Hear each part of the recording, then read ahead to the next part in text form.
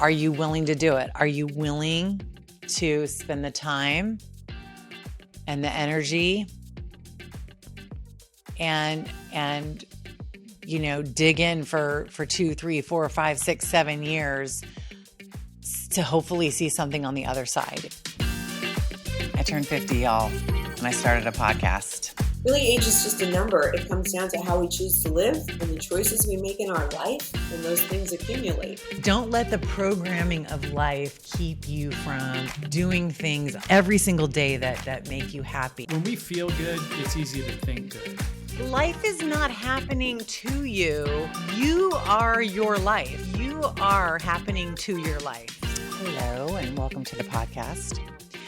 This episode is the third in a series that I'm doing on business and entrepreneurship. The first episode was a description of how I learned everything I knew, everything I've come to know about business when I first got started from my dad and working in the surgery center development company.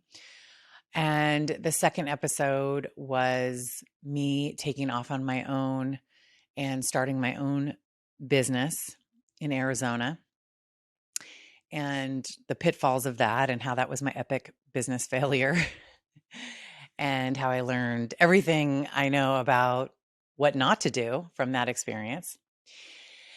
And this episode, I want to take you through how to assess the risk of a business plan or a business idea that you might have. And I developed about 5 or 6 years ago, I developed something called a business risk questionnaire. And this is a tool that you can basically hold up any business model or any business idea to and go through and answer these questions. And it will give you a value at the end of it of risk. So if it's really, really low risk, if it's moderate risk, if it's high risk, and you can see the different reasons why it would have a high, a medium, or a low risk. And that's something, you can consider. It's just a template that hits a lot of the bases, a lot of the issues that come up in different business plans that I've learned over the years.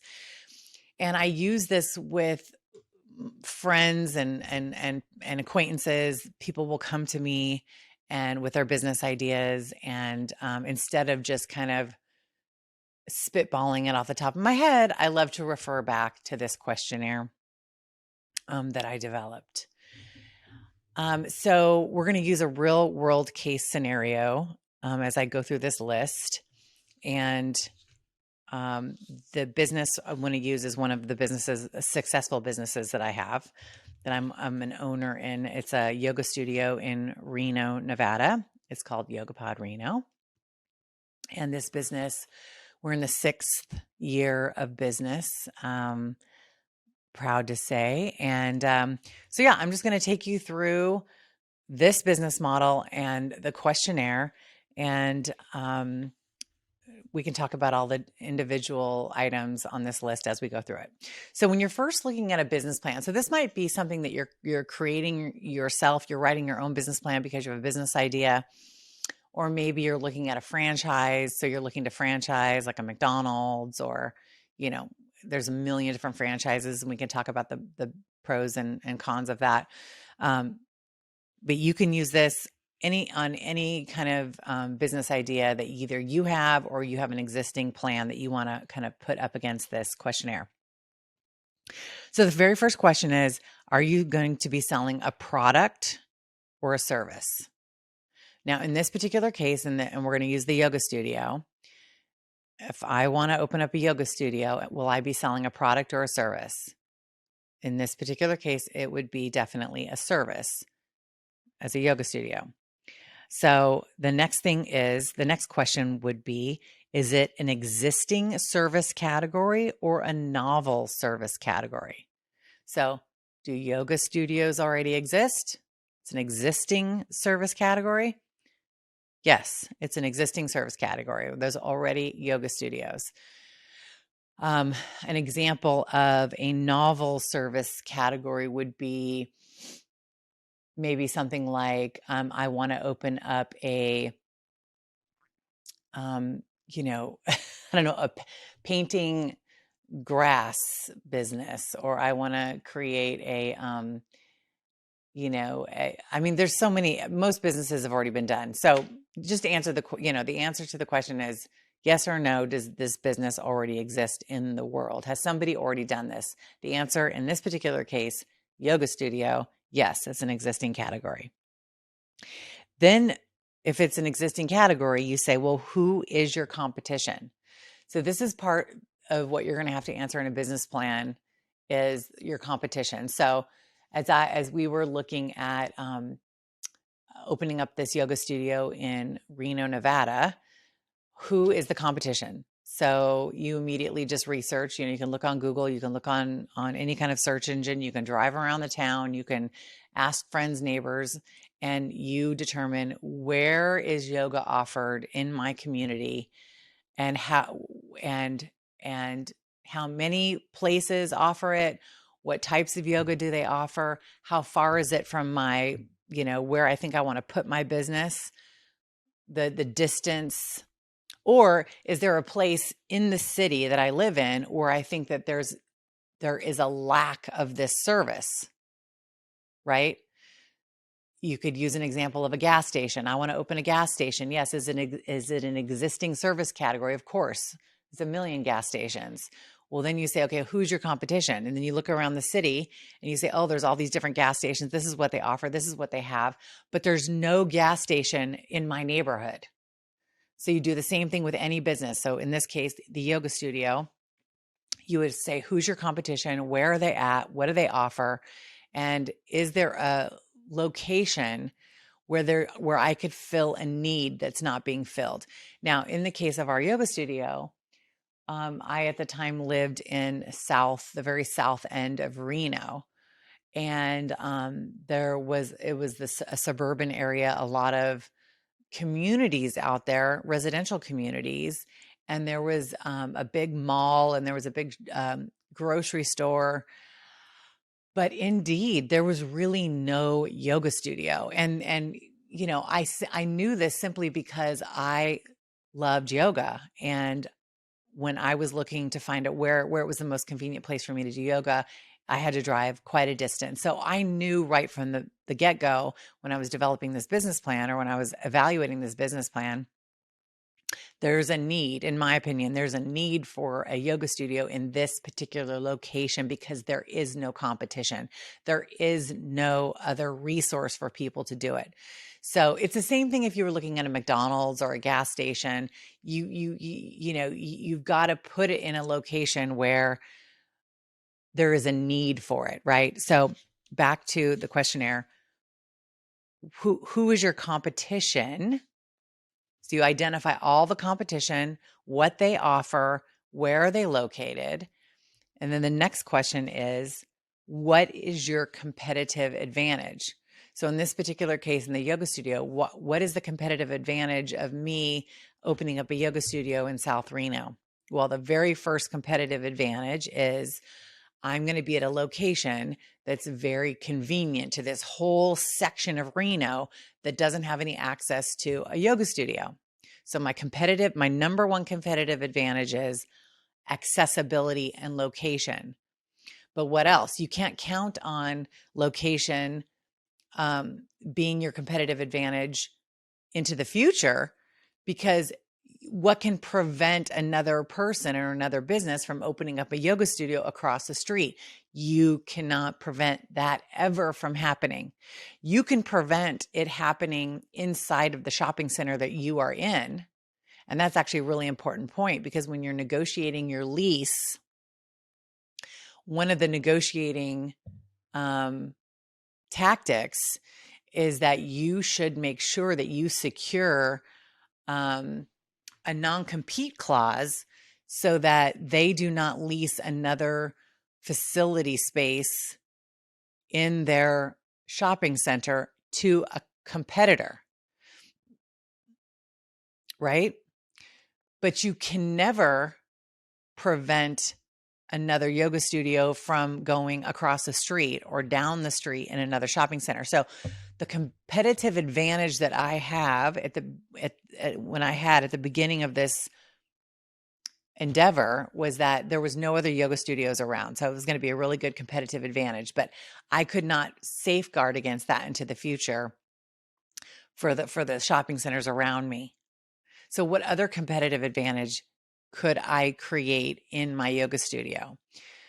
Well, we wanted to make sure there was a lot of things that we did. We wanted to make sure that we would have, classes that were accessible to everyone. So beginner classes, basic classes, intermediate classes, advanced classes, hot classes, not hot classes, um, workshops so people could learn yoga. We wanted to be yoga for everyone. So it was, accessible. I'm going to give you an example of the opposite of that. For anybody who's familiar with yoga, you've heard of maybe Bikram yoga, which is like the hot yoga. It's a series, I believe it's like 26 seated and standing postures, and it's a set series. It's the exact same 26 postures. It doesn't matter if you did Bikram yoga one time or 10,000 times, it would be the exact same 26 postures in a row. You just do the exact same class, and it's always heated. It was heated to like, I don't even know what the temperature was. Let's pretend it was like 102. I don't even know. It's really, really, really, really hot. Okay. Hot and humid. And it's a very, very, very challenging sequence. So it's super, super hot. It's super, super challenging. It's completely monotonous. You do the exact same series every single time. It's hard as hell. And it's like a really strict regimented thing. Okay. My new yoga studio is going to have so many competitive advantages over that kind of studio, because a lot of people don't want heated classes, and they don't want the same series every time, and they don't want it to be super challenging every time. And they don't want it to be strict and regimented, right?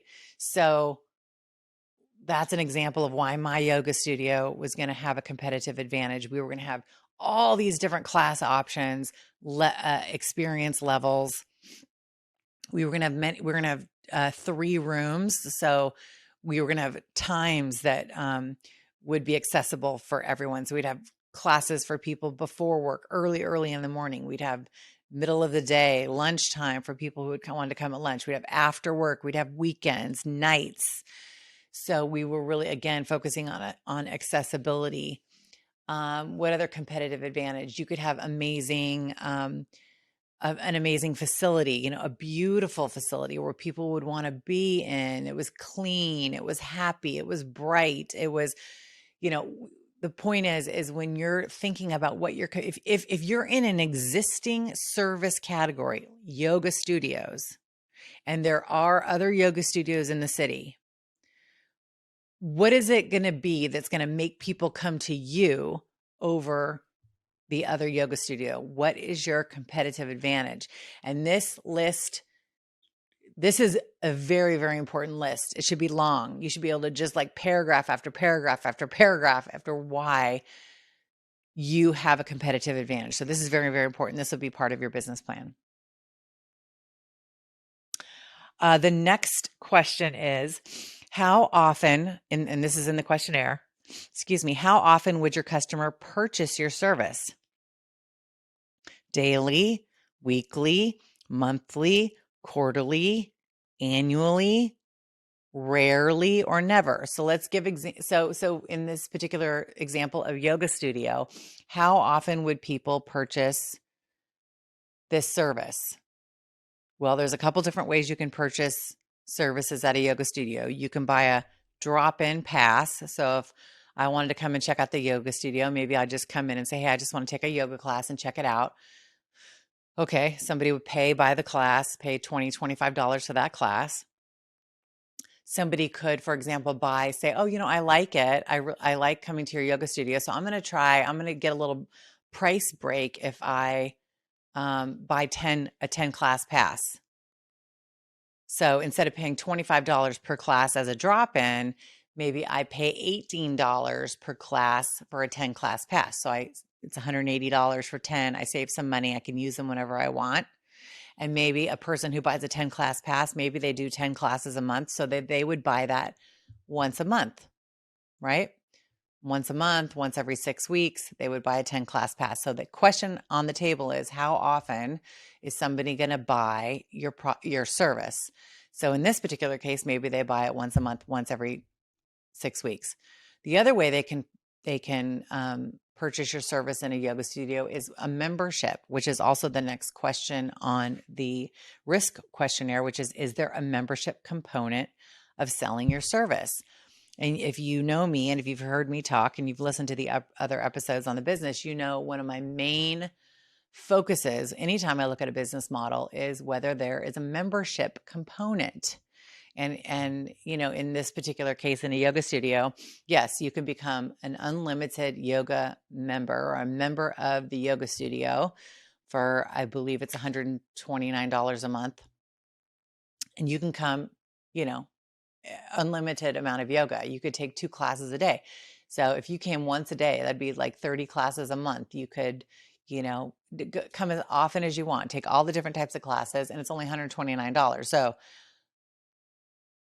when you think about the price per class, if on a single class pass is $25 and you can buy 10 for 180 or 18 bucks, but you can get unlimited for 129, you can see that that's a very compelling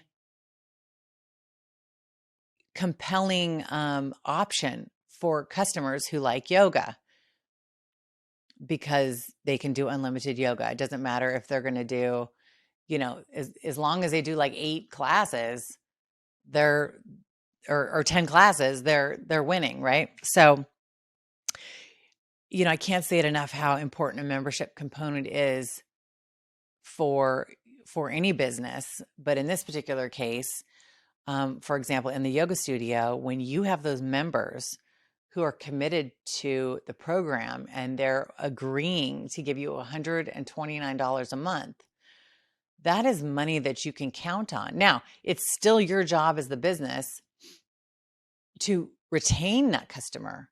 Customer retention is the most important aspect of any business's customer retention, because it's so expensive to acquire new customers. It doesn't matter what business you're in. It's very expensive to acquire new customers. So once you have a customer, once somebody walks through that door, the retention is the most important thing. So if somebody likes you enough and has had a good enough experience, and you have a membership model to offer them, and they sign up for the membership, your job is just to keep them happy, good experience, so they continue to give you that money every single month until they cancel. So any type of business that can have a membership model, you want to build that into it, because it lowers your risk and it helps your kind of guaranteed, or you can really help project your monthly income or your annual income. The next thing is, can you purchase your service online? So we want to make it very easy for people to give you money. We never want to have when somebody's ready to give you money, you never want to have any barriers for them to give you your money. So you want to do it all. Not only do you want them to be able to purchase your service online, so somebody should, in this case, in the yoga studio, they should be able to go online to our website, review all the packages. Oh, do I want to buy a 1 class pass? Do I want to buy a 10 class pass? Do I want to buy a membership? They should be able to do that with ease online. So it's critical that you, number one, have an ability for people to purchase your service online, but that it's very, very easy. There's many times we can get excited about something online, like clothing or shoes or jewelry or whatever we're following on Instagram, right? And you want to go to make that purchase, and then you kind of get stuck in the checkout process because somebody's website is just not smooth. I mean, think about how many people just abandon shopping carts. So we never want that to happen. So we want to make sure we have an online purchase component, and that those purchases are made with ease. The next section of the risk questionnaire is about the brand. Is the company's brand already established, or does the company require new branding? So in this example of YogaPod Reno, YogaPod is actually a franchise, and which basically means their branding is already done. So when we went to start looking at opening up a yoga studio, I was really adamant that I wanted to work with an established company, an established brand. So I could have gone two routes, right? I could have opened Joanna's mom and pop yoga studio, or I could have, or I could open up with an established brand like Bikram Yoga, Sumit's Yoga, Core Power Yoga, um, Yoga Pod. There's several brands of yoga in the United States, and many of them you can license or you can franchise, and that's a whole nother discussion about the differences between licensing and franchising. We'll get into that a little bit, but with the research that we did, we settled on an established brand called YogaPod, and it is a franchise based in Boulder, Colorado. And we just loved, and when I say we, it was me and my partners. So I was doing this with three other partners, and we just loved the YogaPod brand. They had done a great job in creating the name, the logo, the colors, the mission, the programming. I mean, with the franchise came with the class types and the actual programming of the individual classes. They programmed that they would have basic classes, beginner classes, intermediate, advanced classes, and what the individual components of and the structure of those classes would be. This is brilliant because many consumers love consistency. All I have to say is Starbucks. Do we not love that no matter how you feel about Starbucks or McDonald's, do we not love that you can count on the fact that no matter where you go in the United States, if you go into a Starbucks, you are going to get your mocha latte the way it comes. You're going to get the cappuccino the way it comes. It's going to taste the same no matter what time of day you're buying it, no matter what city you're in, no matter what airport you're in. That coffee drink that you are obsessed with is going to taste the same. It's going to be the same temperature. People love consistency. That's why these brands explode. And that's what came with the YogaPod franchise and the branding and the programming. It all came, and we really wanted to offer that. Why would I try to reinvent the wheel? Why in the world would I try to reinvent the wheel when somebody else has already invented the wheel? I'm going to just take this amazing concept, this existing branding, and bring it to my city. Okay, find the right people, the right location, and use the existing business model. So again, the question on the risk questionnaire is the company's brand established, or are you requiring new branding? So the opposite would have been okay, I'm going to open up Joanna's yoga studio.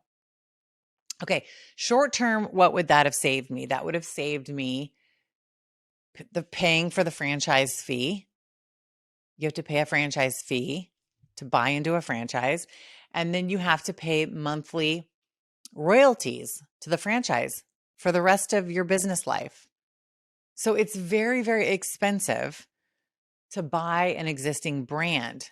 So you have to weigh the pros and the cons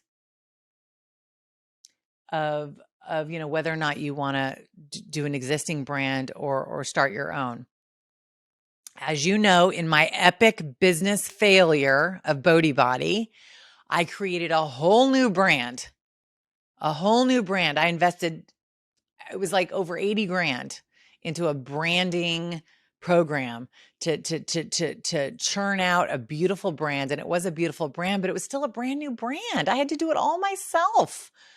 And, ultimately it didn't work. That was just one of the reasons. It wasn't the end all reason, but let's back to YogaPod.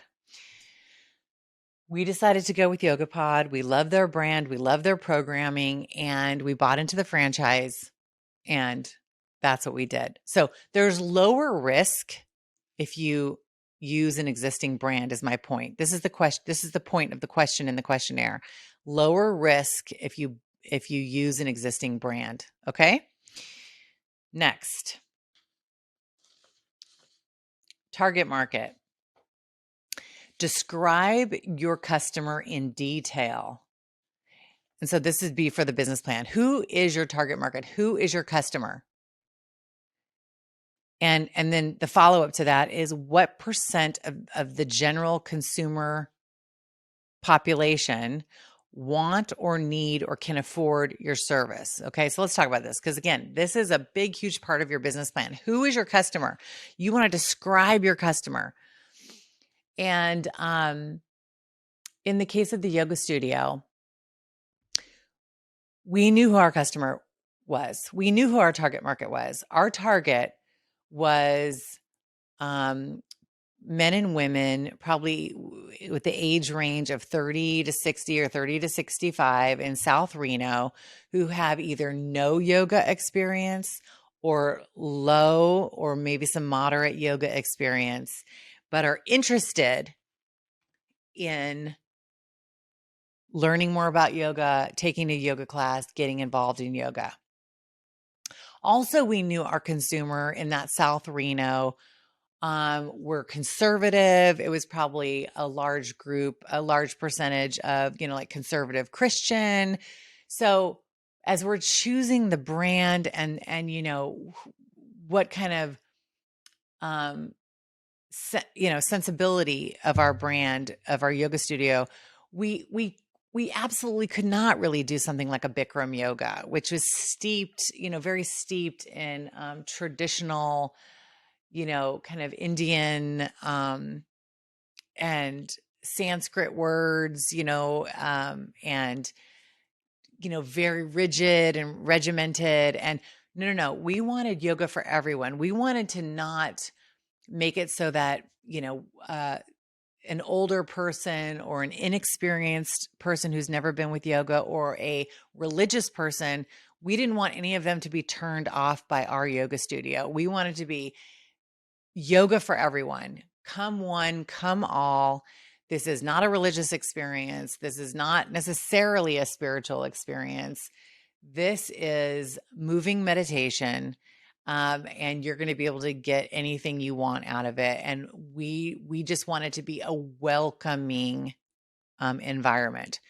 So, because we really knew that market in the south of Reno, again, was more of a conservative, a little bit older, a little bit, not necessarily a big yoga community. So accessibility was really what we wanted. So, and then the follow-up question to that was what percent of consumers want, need, or can afford our product or service? So, how many people want or need yoga? I mean, we felt like everyone needs it, but how many people want it? It's one of those things that it's not a requirement, right? It's not like groceries or toilet paper or gas where it's a necessity. This is more of a self-care. It's more of exercise. It's more of meditation. It's an extra added budget item that people would have to believe that they need in their life in order to take, $100 a month, $129 a month to invest in themselves. So we said, okay, what percent, I don't remember what the exact number was, but we had to say to ourselves, what percent of this population in this area of town, what percent of those people need or want this yoga service? And here's the reality. You can reverse that in your business plan or when you're putting together your financial projections and say, how many people do I need to become members? Or how many people do I need to give me, $100 a month for yoga in order to make my business work? What is the number? So just for ease, let's just pretend that number is 500. If I could get 500 people giving me $100 a month, that's $50,000 a month. I'm not saying that's the number, but what if that's the number? 500 people. And I look at the total population of this South Reno area and how many thousands and thousands and thousands and thousands of people who live in this part of town. Could I get 500 of them, over the course of 1 or 2 years as I'm building my business? Would I be able to secure 500 people? If that's the number, maybe the number is 750 people. Maybe the number is 1,000 people. I guarantee you it's not more than 1,000. So let's just say it's 500 or 600 or 700 people. Do I think that I could find 500, 600 people out of this larger community over the course of the next 1 to 2 years in order to make my business work, right? I mean, let me just tell you, the answer is yes. The answer is yes in this particular case scenario. So you don't need everyone to need or want your product or service, but you do need to back into your business model and say, how many people do I need to give me $100 a month in order to get the amount of revenue that I'm going to need to pay my bill, to cover my overhead, and then to give me some profit? What is the number of people? And do I think I can get that from my community? Okay. The next question is about, does your service address any of these trends in the marketplace? So hopefully if you're looking to start a business, you're looking at consumer trends, you're finding out what people are interested in, what people are interested in participating in the marketplace. So I'm going to give you some examples. I had this done in the last few years, and then I just I went online this morning and just updated it with some updated consumer trends. Does your service business have to do with health and well-being? That's a trend that's never going away. This is a new one, which is really cool. Does your business have anything to do with secondhand goods, or what they're calling re-commerce, right? So consignment stores, a lot of people are reselling clothing and furniture and jewelry and watches and handbags. This is a big trend. Another trend in the marketplace is responsible consumerism and sustainability, self-care, plant-based food, functional foods, smart home automation, inclusive luxury, artificial intelligence.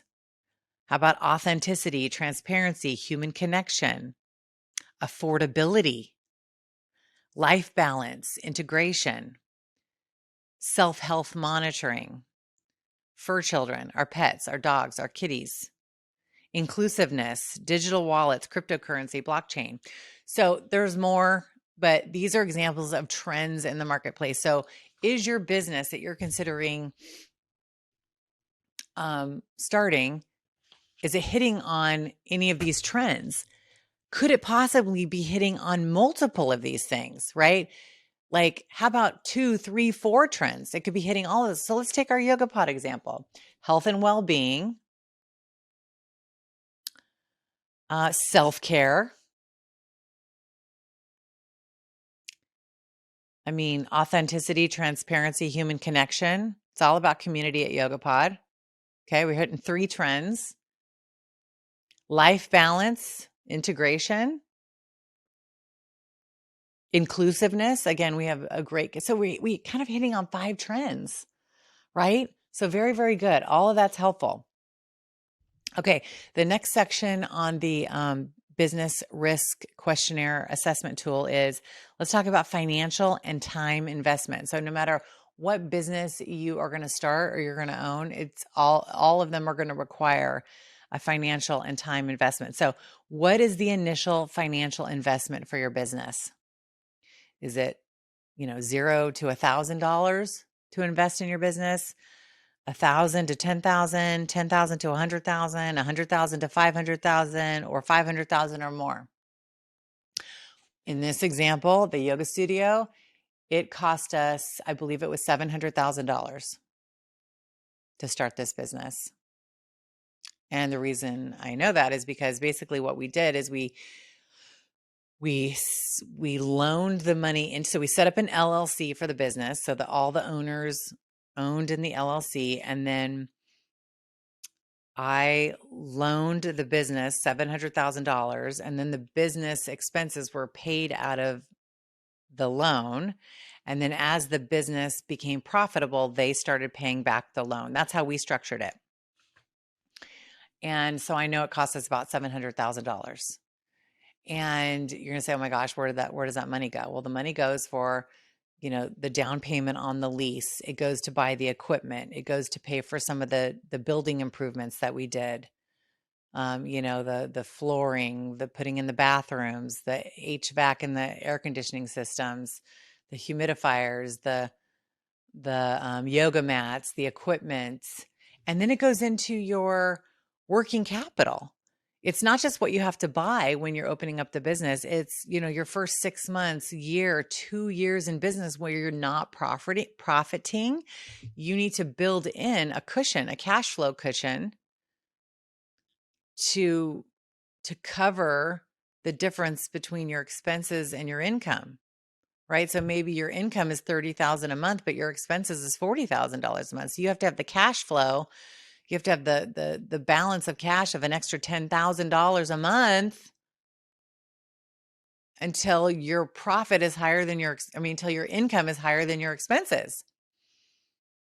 Working capital. It's called working capital. So you have your investment. So we had that $700,000. We had to buy the franchise. We had to, again, the deposit on the lease, the equipment, the supplies, the tenant improvements, working capital. Okay. It's an expensive endeavor. $700,000. And as I mentioned in the last episode, the second episode in the series of the business, every business costs money. And you're going to have to get it from somewhere, right? You're going to either have to use your own money or use somebody else's money, whether it's a loan from a bank, a SBA loan, a loan from a friend, a friend, family, or an investor, or your own money. You're going to have to find this money. So the more you have to invest, the higher the risk, right? I think my recommendation is when people are looking to do their first business, look for something that has a very, very low investment. The lower the investment, the lower the risk. And so again, will you have to borrow money or obtain a loan? If the investment is only $10,000 and you've saved $10,000 and, you can use that $10,000 for your business, and it's, you don't have to mortgage your house or take it out of your kids' college savings, and you have $10,000 to basically use or lose on a business, go ahead. But at least it's only $10,000, at least it's $5,000. But when you look at all of especially franchises, it's lower risk. It's lower risk when you do a franchise because it's an existing brand, but franchises are expensive. And they're not going to sell you a franchise unless you prove to them that you've got the money, because they want their franchise locations to be successful. So they're going to review your financials. They're going to be like, where are you going to get this money? So the yoga studio was $700,000 was the investment. Then the next question is there going to be an ongoing investment? Is it a one-time, investment, or are you going to have to continue to put in money? That's hard to know, isn't it? In this particular example of the yoga studio, knock on wood, even through COVID, we did not have to put any additional money in. We were able to, bootstrap it. We got the PPP loan from the government. We were able to do it where we didn't have to put any money in. But as you know from the second episode in the series, from my epic business failure, Bodhi Body, I was writing that second year. The second year, after the first year, the 18 months after, I was writing personal checks every month. I was writing a personal check to cover the rent, to cover payroll. I kept having to put money in. Good money over bad. Then you're just like, oh God. And every month you're putting more and more money in. And you're like, oh God, if I close the business, then I lose all that money. So then you think you just got to keep putting money in. You got to put more money in because you're trying to like not lose the money that you put in. It's the same as gambling. It's the same as playing blackjack in a casino, right? You're playing, you're losing. You've lost $200, you've lost $300. You're like, shit, if I give up now, all that money is gone. So I got to keep playing a couple more hands, see if I can get my money back. You're just digging yourself a bigger hole. So the question, back to the questionnaire, is how much is my initial financial investment, and will I have to continue to put more money in? And you don't know the answer to that question, right? You will never know the answer to that question of, do I have to put more money in? Because you don't know what's going to happen in the world. Is there a financial crisis? Is there a freaking worldwide COVID? What's going to happen in the world? You cannot predict. So you have no idea whether or not you're going to have to put more money in. So it's very risky. The next question is, here's to the time investment. Will you work in the business? Will you be working in this business? And then if so, how many hours per week are you going to be required to work? Is it going to be flexible part-time? Is it going to be, part-time 20 to 35 hours, or is it going to be 40 hours or more? So in this example of the yoga studio, I was not going to be working in the yoga studio. I was at a point in my life where I was happy to make a financial investment on a good business plan, a good business model, because I really believed that yoga needed to come to our community. I believed there was a need. I believed it was going to be very successful, but I am not a yoga teacher, and I certainly did not want to manage a business. Again, I had already been so burned from the Bodhi body and managing people and managing a business. I never wanted to do that again. So in this particular case, will you work in the business? The answer is no. So now that's a good thing. But on the other hand, when you don't work in the business, basically that means you're going to be paying somebody else. You're going to be paying somebody else to do what you could have done, right? So I would, since I'm not going to manage the business, I'm going to have to pay a manager. So that affects your financial projection. It's going to be more expensive if you don't want to actually be there day to day. You're going to open up a pizza shop. Are you going to work there every day? You're going to open up a coffee shop. Are you going to work there every day? You're going to open up a hardware store. Are you going to show up every day? If you're not, that's fine, but you're going to have to pay somebody else to be there. So then that becomes a salary that you're going to have to be required to pay in your business plan. Here's the next question. Do you personally have training or special skills or experience in this industry? So let's go back to the yoga studio. Joanna, do you have any particular skills, experience, special training in the yoga business? Okay. At the time, I was not a teacher-trained yoga instructor. I'd never been through yoga teacher training. My only experience was that I had done yoga. I was a yoga student, a yoga practitioner for many, many years. So probably 10 years at this point, I had done yoga, and I have experienced many, many different types of yoga in many different yoga studios. And so I would say I was an expert yoga consumer. It was something I loved, I knew very well, but as a consumer. So I didn't have any particular special skills or experience in the industry. If you don't have any particular skills or experience in the industry, that increases your risk. It doesn't mean you shouldn't do it. It just means it's riskier. So how did I mitigate that risk? Well, one of the people that we partnered with to manage and own in the studio with me was a certified yoga instructor, a 500-hour certified yoga instructor, which is like advanced yoga teacher training with, at the time, I believe it was over 10 years of being a yoga teacher trainer.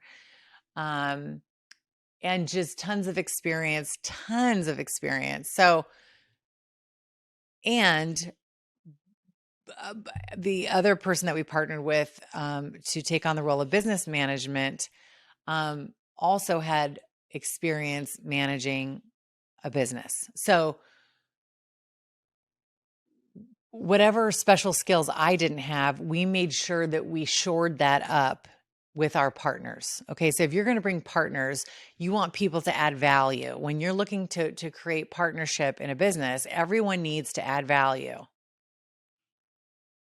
If they're not adding value, so somebody can add value by contributing money, they can contribute connections, they can contribute community involvement, they can contribute special skills, experience, and training in your industry, right? So when you partner with people, you got to bring people with, and in this case, all four of the owners, all were bringing something very specific in the skill set to the table so that the four of us really had everything that was needed to run this business. But again, if you like, if you're like, I really, really want to open up a restaurant. Okay. Are you some amazing chef? Have you worked in restaurants for 10 years? Have you seen all the ins and outs of running a restaurant? Do you know all the pitfalls, all the opportunities? Like if you have not worked in restaurants for 10 years, don't open a restaurant. You either need to have special skills or training or experience in the industry that you want to have a business in, or you need to have a partner that does. Okay. Next, will you need to hire employees? Well, in the yoga studio, yes, we need to hire a lot of employees. We need to hire yoga teachers. We had to have a manager, front desk people, a lot of employees. I think we have like 30 employees. We have a lot of employees. Employees increase the risk. So whenever I'm coaching somebody, when I'm looking at their business plan or their business model or their business idea, it's like, if this is your first business, is there a way that you can create a business that you are the only employee? It's called a sole proprietorship, where you are the business owner and you are the one doing the work. No other employees. Employees, yes, they help you get things done, and employees are critical in many, many businesses. But for your first business, I always encourage people, don't do something that is going to require employees. The only person you can count on in life, I'm sorry, is yourself. So anytime you layer in employees and more employees, you're adding to the risk. It doesn't mean you shouldn't do it. It's just riskier. So in the yoga studio, we built a team. We built an ownership team that was already bringing the yoga teacher training expertise and the business management expertise. And then we hired all the yoga teachers, the front desk people. But it was based on this foundation of expertise. So we do have a lot of employees. Okay, the next, will you need a facility such as an office, a storefront, or a warehouse? In the case of the yoga studio, of course, we needed a yoga studio. So we looked all around South Reno at all the different potential locations of where our yoga studio should be. And you guys, if your business is going to require you to have a physical location, this is so important. Again, if you recall from my last episode, Greatest Business Failure, I signed the largest lease. I paid the most money. And then I invested the most money in their building. And then I had to walk away from it all. It was just flushed down the toilet. So by the time we got to the yoga studio, I was much wiser. And we took a lot more time really finding the best location, comparing the rates, comparing the terms, making sure that the lease agreement was as much as it could be in our favor, meaning the tenant's favor. First of all, landlords, they're going to get everything off of you. They're going to take advantage of your naivete, your lack of experience. They're not going to tell you anything. They're going to take advantage. Like, the more you don't know, the more they're going to take advantage of that. So you've got to I would recommend working with a real estate attorney to carve out everything you could possibly need or want in that lease, such as a non-compete. If you're opening up a coffee shop in a shopping center, don't let the landlord rent another space to a coffee shop. You can write that into the lease. You can write it in that they're going to, give you $50,000 or $75,000 or $500,000 to upgrade your space. You can, write in that you get a 5-year extension on your lease after 5 years, that they'll only increase the rent by 5 or 10%. I mean, I don't know. You can do so many different things, but you want to choose the right location. You want to make sure you have parking. You want to make sure that it's easy access. You want to make sure that the landlord is a good landlord, that they're going to be responsible when the roof caves in, or if the roof caves in. Negotiate trash, negotiate water, electricity. But so in this case of the yoga studio, we did go to a bunch of different places, and we finally settled on this space. It was right next to Starbucks. I always think location, if you can get a location next to some other business that's really, really, really busy, right? You can either pay for a prime location, which means you're going to have to pay less in marketing and advertising later, or you can pick a location in a warehouse district where nobody's ever going to see you, and you're going to have to spend a lot of money on advertising every month so people know where the hell you are. In this case, we picked a space right next to Starbucks. We are next to Starbucks, and we're across the parking lot from a Lululemon, and we negotiated a really good lease rate. And since we knew it was so good, we knew it was cheap. So we signed a 10-year lease. We did. That's the risk, right? You can cement your lease rate. Shit, it's really, really low. So we're going to cement it for 10 years. But then you're risking, if the business doesn't work out, then I've signed an agreement that I owe them this money for 10 years.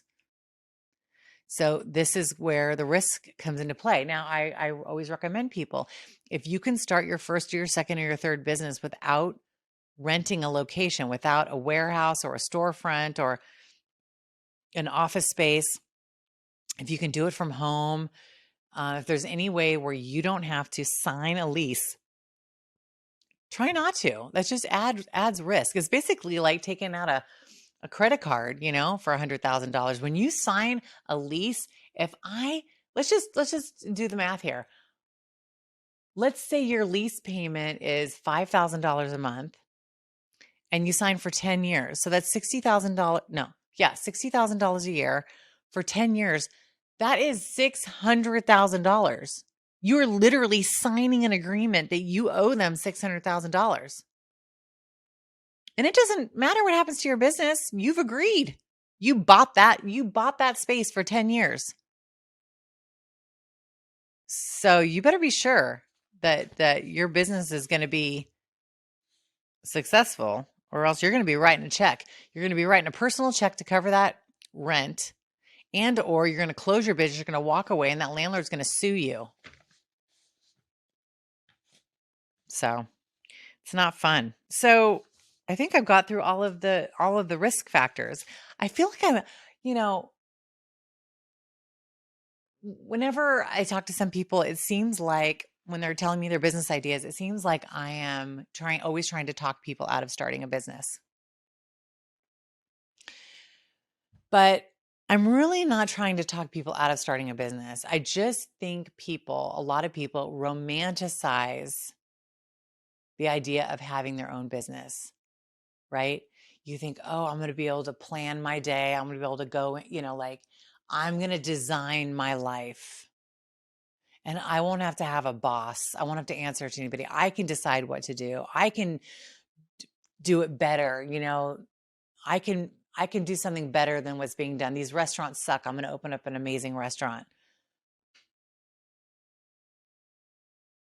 And you think, oh, I'm going to have this lifestyle, But the reality is, when you start a business, you're kind of buying yourself a job.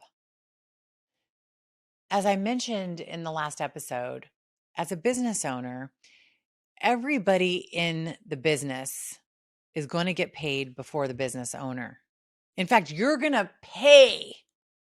Not only are you not going to get paid, not only are you going to get paid last, but before you ever even get paid and everybody else gets paid, you're going to put money in, right? So the very, very first thing when you open up a business is you're going to invest money. Again, it's either your money out of your bank account, or you're going to take a loan and you're going to sign for it. So that's still your money because you owe it to the bank, or you're going to find an investor and they can put their money in, which is fine. But as a business owner, you're putting in first. Then once you open, everyone gets paid before you. This concept needs to be really clear in all of the minds of potential entrepreneurs. The landlord gets paid, the electric company gets paid, the employees get paid, the supply vendors get paid, the marketing and advertising people get paid. The credit card processor feed get paid. The people that design your website get paid. Everyone's going to get paid. And if you're lucky, you'll have the income to cover all of those payments. You're lucky if you just break even, honestly. If there's $1 left over, you could pay yourself. So it's just really important you understand that you're buying yourself a job. You're buying yourself a job that you may or may not get paid. Most businesses fail in the first 1 to 2 years. The other thing I would just say to people as you're looking to start a business, when you think about the things that you want and you're idealizing what it's going to be like to be an entrepreneur, look at your life and say, what would I be doing, and what would I be doing with my day, and how would I be feeling if I was happy? And what would my ideal life look like? What would I be able to do? Like when I think about my ideal life, it's I can sleep in as long as I don't have to set an alarm. How about that? That's it. I don't have to set an alarm. I can spend time outside each day if I want to. I can have enough money and time that I can go on vacation a few times a year. I'm not tied to a specific city or a schedule. I'm not stressed. I feel at ease in my life, and I have the time to focus on things and people and experiences that make me feel good. I don't have a boss. I'd like to not have a boss. I'd like to design my life. I'd like to determine how often and how long and how many hours per week I work. Like, these are some of the things. Write down what it is that's important to you. How do you want to spend your day?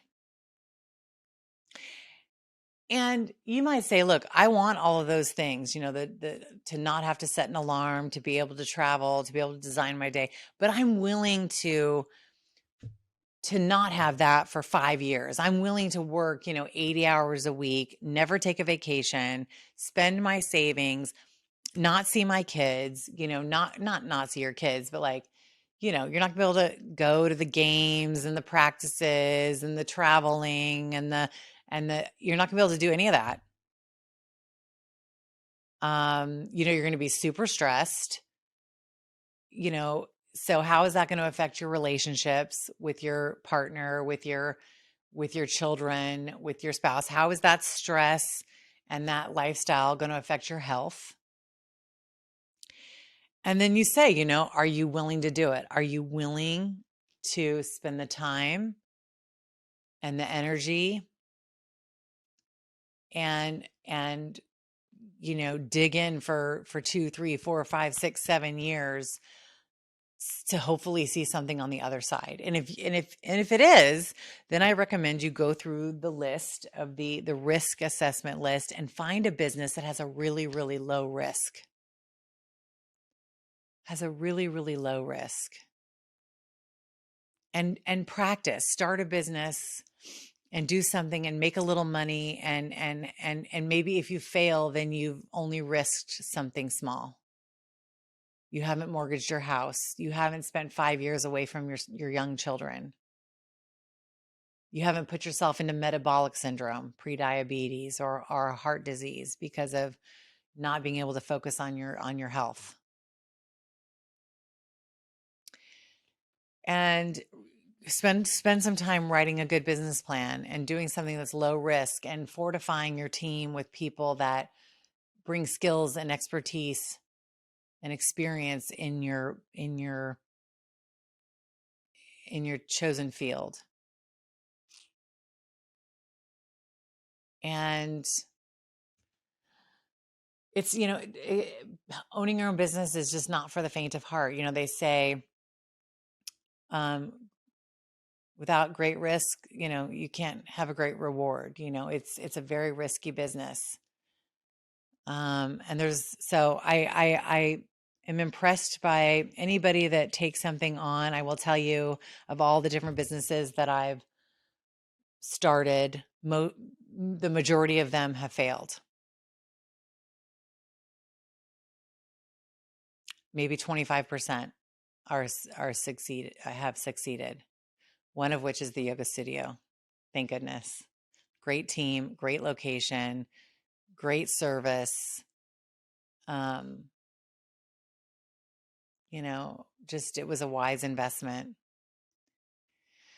So you can hit some out of the park, but you're gonna have a lot of strikeouts. I can't guarantee that you're gonna have a lot of strikeouts. There's ways to mitigate your risk, but just be prepared. And maybe hire a business coach, not me, someone. I hope this is helpful. At this point in my life, I just really am all about how we can maximize our experience of our daily life. And although I did spend, probably 10 years grinding it out in entrepreneurship and doing all these things, I now have a great reward. I do have a great life. And I'm able to choose what I do with my time, but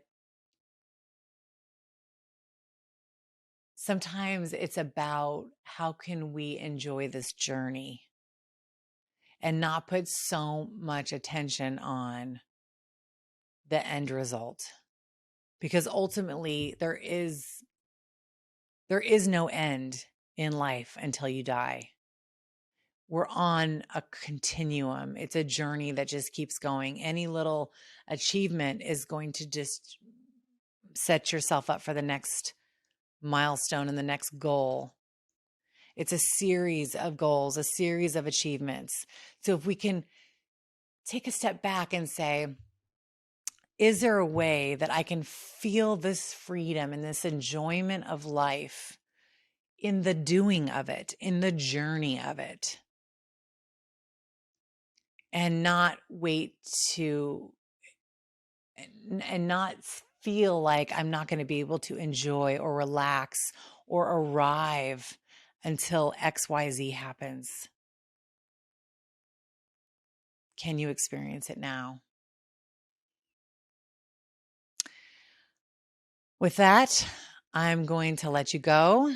If you found this helpful, if you know any budding entrepreneurs that need to have some context about business, the risks involved, some of the highs and the lows, please introduce the series to them. You can forward this podcast to them either on Spotify or on YouTube or Apple Podcasts, wherever you get your podcasts. I would appreciate the sharing of the information. If you found this information helpful, you can like it or rate me on the different platforms. I would also appreciate that. If you have questions, you can email me.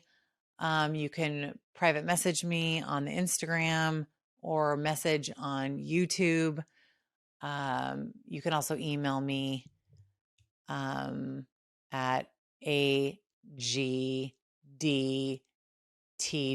a good day to die, AGDTD podcast at gmail.com. And with that, I hope you found this helpful and that you try and make every day a good day to die.